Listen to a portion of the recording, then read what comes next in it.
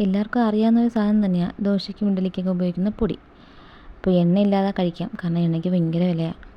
നമുക്ക് അതിന് വേണ്ടി ഉഴുന്ന് വേണം. ഇവിടെ 2 കപ്പ് ഉഴുന്നാണ് എടുത്തേക്കുന്നത്. അത് നല്ലോണം വറുത്തിട്ട് ഒരു കരിഞ്ഞു പോകുന്ന രീതിയിൽ വറുക്കണം.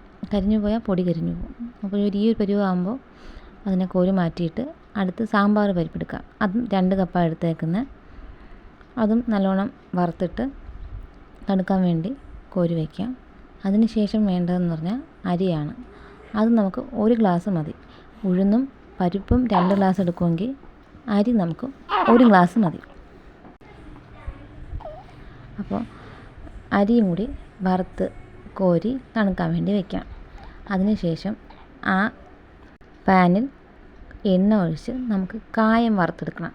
കായം കട്ടയാണ് ഉപയോഗിക്കുന്നത്. അതുകൊണ്ട് കായം എന്ത് ചെയ്യണം, നല്ലപോലെ അത് ഫ്രൈ ആയി വരുന്ന രീതിയിൽ നമുക്ക് അത് വറുത്തെടുക്കാം. കായത്തിൻ്റെ അകം കൂടി അത് മൊരിഞ്ഞ് വരണമല്ലോ. അപ്പം ചെറിയ തീയിൽ വെച്ച് വേണം അത് വറുത്ത് കോരി എടുക്കാനായിട്ട്. എന്നിട്ട് ആ എണ്ണയിൽ തന്നെ, അതായത് സ്റ്റൗ ഓഫ് ചെയ്തിട്ട് ആ എണ്ണയിൽ മുളക് പൊടി ഇടാം. 2 സ്പൂൺ മുളക് പൊടി എടുത്തേക്കുന്ന, എരിവിനനുസരിച്ച് ഇടുക.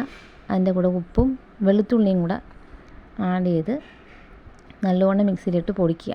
പൊടിച്ചിട്ട് മിക്സ് വിത്ത്, അതായത് നല്ലോണം എല്ലായിടത്തും പൊടിയുടെ എല്ലായിടത്തും ഉപ്പും എല്ലാം എത്തുന്ന രീതിയിൽ നല്ലോണം മിക്സ് ചെയ്യാം.